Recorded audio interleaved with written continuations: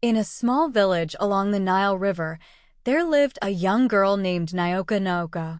She was 20 years old with bright eyes and a smile that could brighten up the darkest of nights. She lived with her mother, Amuna, and her little brother, Dang. Nyoka's father had passed away when Dang was just a baby, so Amuna had to work hard to raise her children on her own. Nyoka's village was a peaceful and beautiful place where the people lived in harmony with nature. The fields were green and bright, and the air was filled with the sounds of birdsong. Despite the challenges, Nyoka had a strong attachment to her village and her family. One evening, as the sun was setting over the horizon, casting a golden glow over the village, Nyoka was playing with her friends by the river. They were having a great time, laughing and splashing in the water, enjoying the last moments of daylight as the sky darkened. Nyoka heard her mother calling her name. "It's time to head back," Ammonius said as he passed through the village. Nyoka waved goodbye to her friends and headed home. Her bare feet kicked up a little dust as she went. She found her mother waiting outside their small mud hut. Her face showed her worry. Mama was standing outside their small mud hut, looking worried. "Nyoka, I need you to do something really important," Amuna said, her voice serious. Nyoka nodded, her heart starting to race. "What's up, Mama?" "I need you to take this basket of food to Kofi, who lives at the edge of the village. He's not been feeling well, so I promised him some dinner. Just be careful, okay? Just a heads up, the path to his house can be dangerous at night." Nyoka got a chill up her spine. She'd heard stories about the path to Kofi's house being haunted by spirits and wild animals, but she knew she had to be brave for her mother. "I'll be careful, Mom. I promise. Take the basket, then, and be careful, too." Nyoka took the basket from her mother and set out. Amuna gave her daughter a big hug. "Thanks, sweetheart. Good job. Let's get this done before it gets too dark." With the basket in hand and her heart racing, Nyoka set off for Kofi's house. The path was narrow and winding, lined with tall grass and thorny bushes. As she walked, the sounds of the village gradually receded. Nyoka tried to keep her mind focused on her task by focusing on the eerie silence of the night, but she couldn't help but feel a sense of dread. The story she'd heard about the path played in her mind, making her jump at every rustle and shadow. As she got closer to Kofi's house, she noticed a faint glow in the distance. It was the old man's lantern, casting a glow like a beacon in the darkness. Nyoka picked up the pace, her fear giving way to relief. When she got to the house, she knocked on the door. She could feel her knuckles pressing against the wood. After a moment, the door gave a little creak. The door opened, and Nyoka found herself face to face with Kofi. He was an older man, with wrinkled skin and white hair. His eyes were sharp and piercing. "Good evening, Kofi," Nyoka said, her voice a little shaky. "My mother sent me with some food for you." His expression softened, and he gave a little smile. "Thanks, Nyoka. Your mother is very kind. Please come in." Nyoka paused for a moment, then stepped inside. The house was small and simple, with a few pieces of old furniture and a fire burning in the hearth. Kofi led her to a chair and invited her to sit down. As she sat down, Nyoka noticed something odd, a large, heavy lock on the bedroom door. She'd never seen a lock like it before, and it made her feel a bit uneasy. Kofi noticed her staring and chuckled, saying, "Don't worry about that child. It's just to keep the wind from blowing the door open." Nyoka nodded, although she wasn't fully convinced. She gave the basket to Kofi, who thanked her again and started to unpack the food. "Would you like to stick around for a bit?" Kofi asked. His voice was calm and gentle. "I could use some company." Nyoka considered his proposal. It was already getting dark, and she was nervous about walking back alone. Besides, Kofi seemed like a nice guy, and she didn't want to be impolite. "Okay," she said with a smile, "I'll stick around for a bit." Kofi started preparing the food, and Nyoka took a look around the room. The room was filled with all kinds of interesting things: old books, dusty trinkets, and maps that looked pretty ancient. After they'd eaten, she felt a sense of curiosity and wonder mixed with a lingering unease. Kofi started telling Naoka stories about his life. He told her about faraway places and forgotten battles and adventures and treasures. Naoka listened, enthralled. She'd never heard such stories before, and they really got her imagination going. The hours passed by quickly, and it was already very late. She tried to suppress a yawn, her eyelids growing heavy. "You should stay here for the night," Kofi said kindly. But he was clear. It was too risky to go back now. Naoka's heart started racing. She wasn't keen on staying, but she knew he was right. The path would be even more dangerous in the dark. "Okay," she said, trying to hide her fear. "I'll stick around." Kofi smiled and showed her to a small bed in the corner of the room. As Naoka got ready to go to bed, she couldn't shake the feeling that something was wrong. The lock. As the night went on, Naoka's unease grew. She tossed and turned, unable to get to sleep. The room was filled with strange noises, the creaking of the house, the whisper of the wind, and something else she couldn't quite identify. Then, just as she was starting to drift off, she heard a noise that startled her. It was the sound of the bedroom door opening. Naoka sat up in bed. Her heart was beating fast. She saw Kofi standing in the doorway. He was in the shadows, so she couldn't see his face. "What's up, Kofi?" she asked. Her voice was a little shaky. Kofi didn't respond. Instead, he came into the room. He closed the door behind him. The lock engaged. Naoka felt a rush of panic. "Kofi, what are you doing?" she asked, backing away. The old man didn't say anything. He just stood there, his eyes glinting in the darkness. Naoka was filled with a rush of thoughts. She needed to get out, but the door was locked and Kofi was in her way. She looked around the room, looking for something, anything, that could help her. She noticed a small window. There was a window, partially hidden by a curtain. It was her only option. With a rush of adrenaline, Naoka leapt from the bed and ran to the window. She tried to open the window, but the latch was stuck. She was filled with desperation as she tried to open it. Kofi moved closer, taking his time with each step. Naoka could sense his presence behind her, a cold and intimidating presence. Just when she thought there was no way out, the latch gave way and the window flew open. Naoka quickly made her way through the window, her heart racing. She fell to the ground outside, her hands and knees scraping against the rough earth without looking back. She ran as fast as she could, her breathing becoming more and more ragged. The darkness closed in around her, but she kept going. She kept going. She just couldn't stop. Naoka was a bundle of fear and confusion. What had happened to Kofi? Why did he lock her in the room? She didn't know, and she didn't think it was any of her business. All she wanted was to get back to her mother's arms. At last, after what seemed like an age, she saw the lights of her village in the distance. She was crying.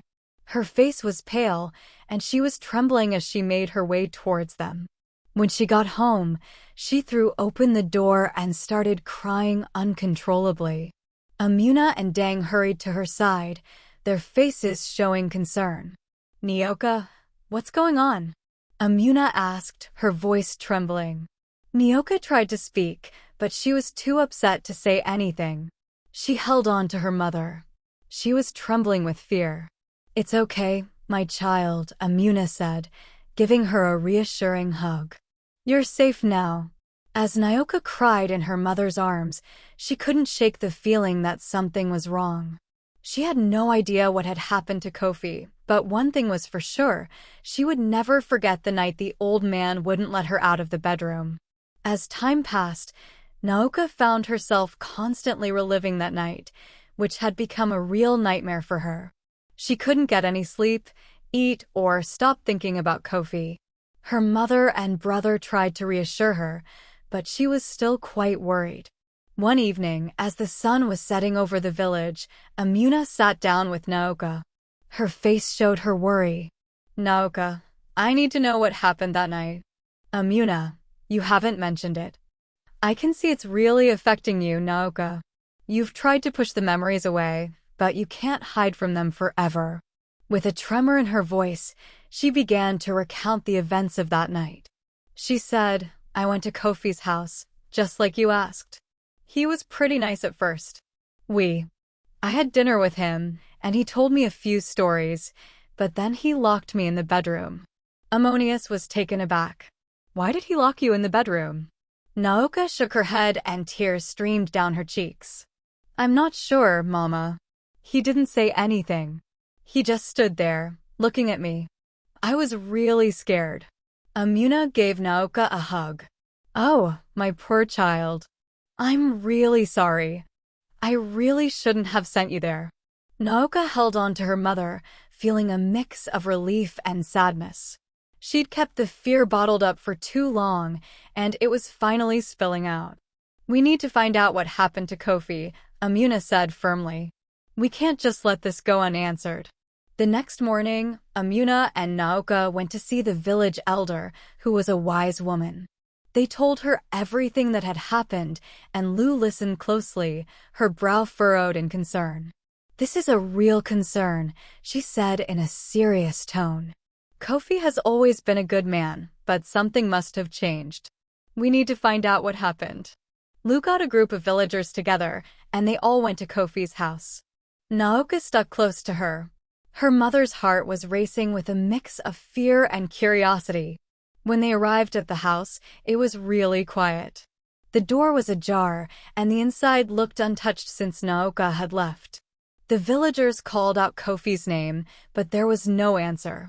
Leighton took a look around the house. Lu said, we need to find some clues. The villagers split up and started searching the house. Naoka stayed with her.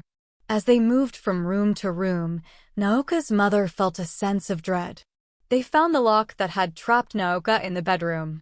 It was a heavy, old lock, covered in strange symbols that none of them recognized. What is this? One of the villagers asked, holding up the lock. Lu took a closer look, her eyes narrowing. This isn't just any lock. It's enchanted. Naoka's heart skipped a beat. Enchanted? It means that someone used magic to bind the door, Lu explained. But why is Kofi missing and where is he now? As they kept looking, they found more unusual items, an old book with strange writing, a bag of herbs, and a carved wooden figure that seemed to give off a dark energy. We should take these to the shaman, Lu said. If we gather these items, he might be able to tell us more. The villagers agreed and headed to the shaman's hut, which was located at the edge of the village. The shaman, an experienced old man named Yura, welcomed them with a knowing look. I've been looking forward to seeing you, he said. Let me fill you in on what's going on. Lu filled him in on what had gone down, and Yura took a look at the items they'd brought.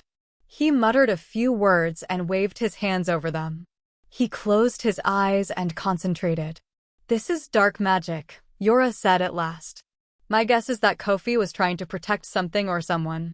Naoka got the shivers. Protect someone who?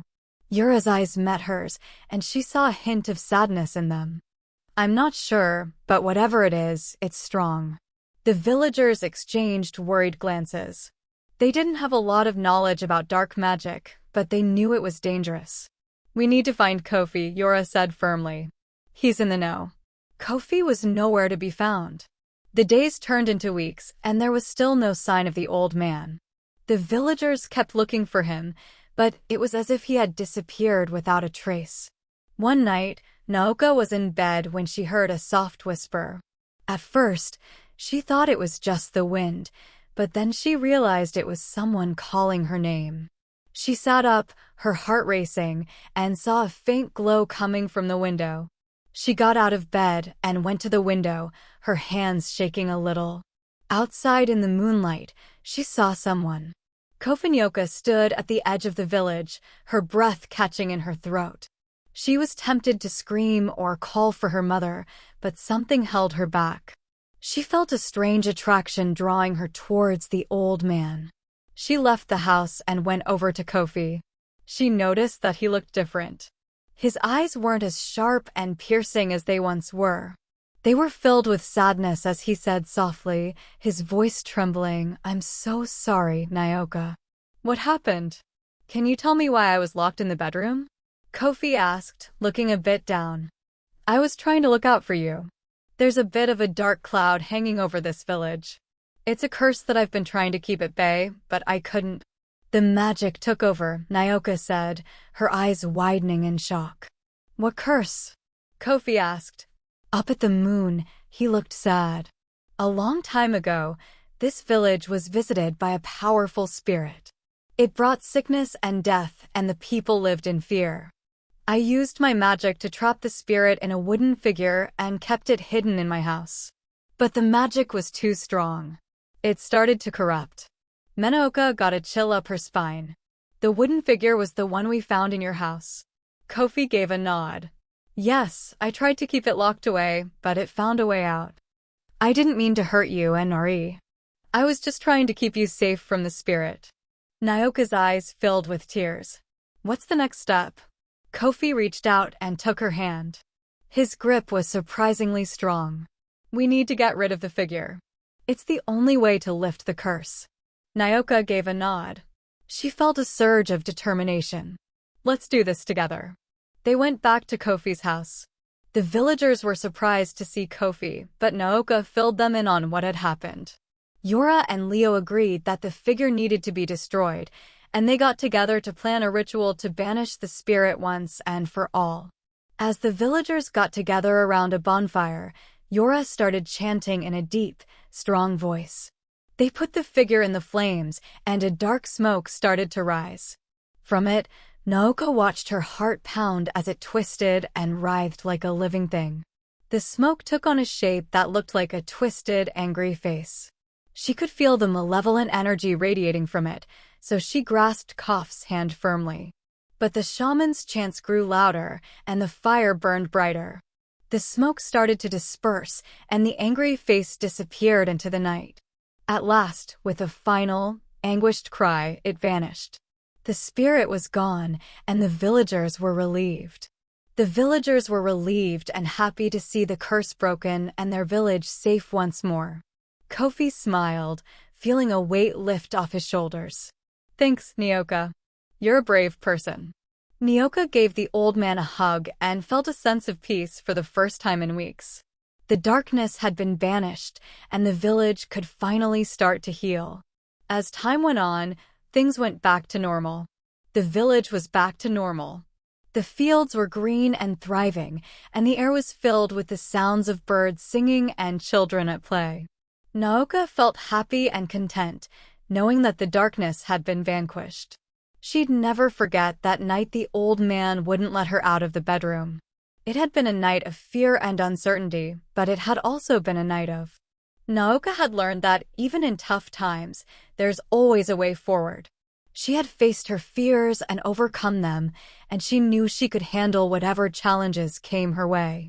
As the sun set over the village, casting a golden glow over the fields, Nyoka smiled. She was with the people she loved, and she knew they'd stick together through thick and thin.